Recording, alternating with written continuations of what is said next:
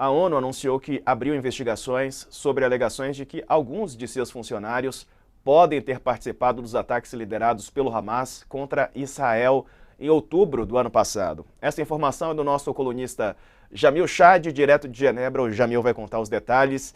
Jamil, acusação séria que agora está sendo apurada pela ONU, né? Boa noite para você. Diego, boa noite, Léo, Thaís, muito prazer. Prazer, Jamil.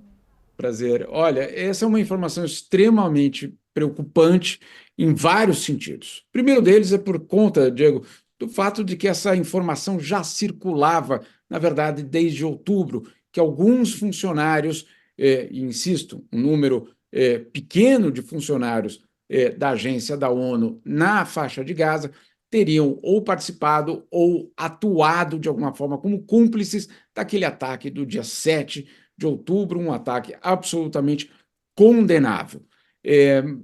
Ao longo desses meses, esse foi um tema que contaminou a relação, de fato, entre Israel e a ONU, e hoje, finalmente, a ONU anuncia que está abrindo investigações contra esses funcionários e que esses funcionários já teriam sido demitidos. Ninguém confirma exatamente o número de pessoas envolvidas, mas a estimativa é de que entre 7 e 12 funcionários da ONU poderiam estar envolvidos nessa operação.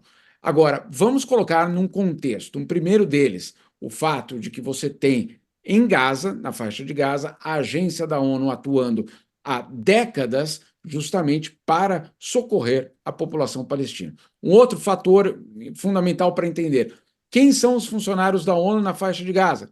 Os próprios palestinos que moram lá, porque, afinal de contas, você tem uma séria dificuldade em trazer funcionários para essa região do mundo. Então, você tem esse aspecto também sendo considerado.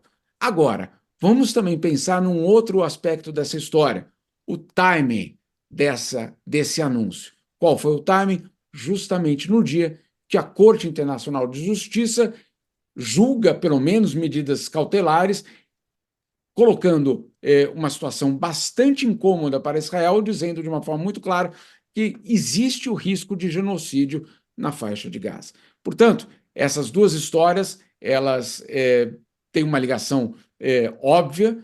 Não é por acaso que esse escândalo, que é real, que é condenável, que precisa ser lidado, que precisa ser investigado, acontece justamente no dia em que, obviamente, a notícia, entre aspas, deveria ser outra, que justamente levada pela Corte Internacional de Justiça.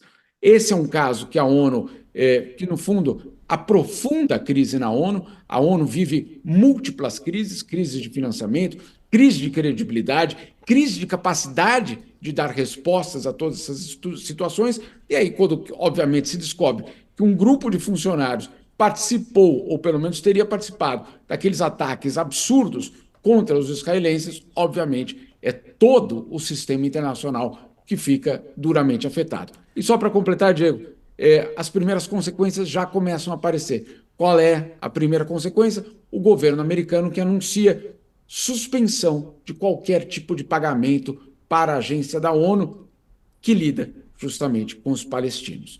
Então, como você vê, o impacto é direto e quem sofre, mais uma vez, é o povo palestino.